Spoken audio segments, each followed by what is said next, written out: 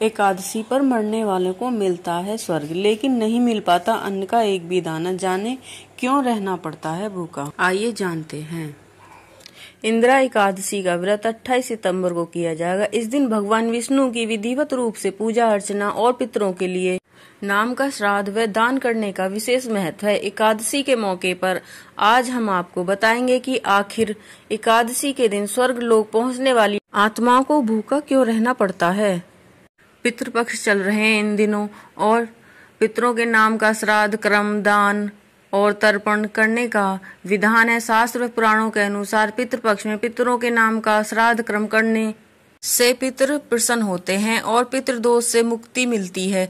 गरुड़ पुराण के अनुसार एकादशी का व्रत करने वाले व्यक्ति को अगर मृत्यु एकादशी के दिन हो जाए तो उसकी आत्मा सीधे स्वर्ग लोक में जाती है और व्यक्ति जन्म मरण के बंधन से मुक्त होकर मोक्ष को प्राप्त होता है। लेकिन एकादशी के दिन मृत्यु होने वाली आत्मा को स्वर्ग लोक में भूखा रहना पड़ता है। आइए जानते हैं आखिर ऐसा क्यों।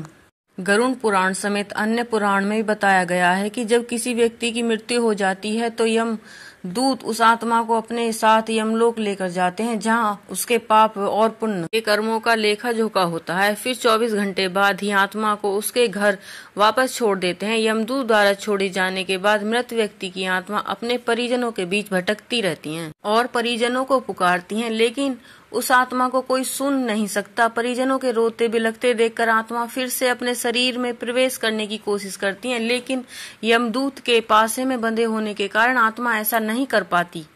एकादशी के दिन जिस व्यक्ति की मृत्यु हो जाती है वह सीधे स्वर्ग लोक में जाती है, लेकिन उनको वहां पर उस दिन भूखा ही रहना पड़ता है। गरुड़ समेत अन्य पुराणों के अनुसार एकादशी के दिन स्वर्ग समेत सभी लोगों का में भंडारा बंद रहता है। इसकी वजह से इस दिन आत्मा को भूखा ही रहना पड़ता है। इस दिन स्वर्ग लोक में सभी एकादशी का व्रत रखते हैं। हालांकि व्यक्ति से जुड़े पाप व पुण्य के लेखा जोखा समेत सभी कार्य किए जाते हैं, लेकिन इस दिन भोजन किसी को नहीं मिलता।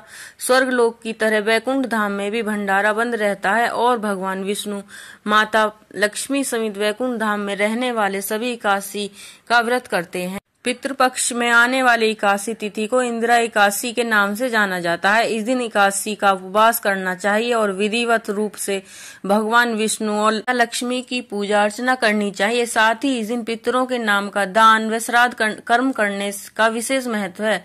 ऐसा करने से भगवान विष्णु के साथ साथ पितरों का भी आशीर्वाद मिलता है। धार्मिक मान्यताओं के अनुसार इंदिरा एकादशी का व्रत करने और पितरों की पूजा करने से 7 पीढ़ियों के पितर तृप्त हो जाते हैं और परिवार में सुख शांति समृद्धि बनी रहती है। गीता में बताया गया है कि माह के 30 दिनों में चंद्र के घटने व बढ़ने के अनुसार 15-15 दिनों में बांटा गया है। 15 दिन को शुक्ल पक्ष और 15 दिन को कृष्ण पक्ष कहते हैं।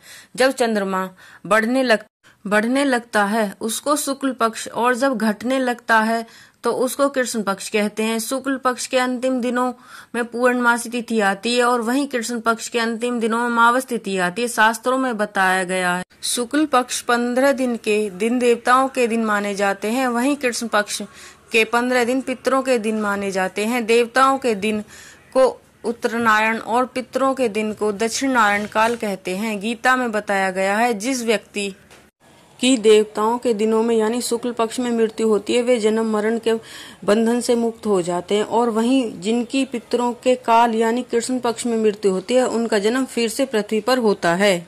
अगर आपको हमारी वीडियो पसंद आई हो तो वीडियो को लाइक करें, शेयर करें और चैनल को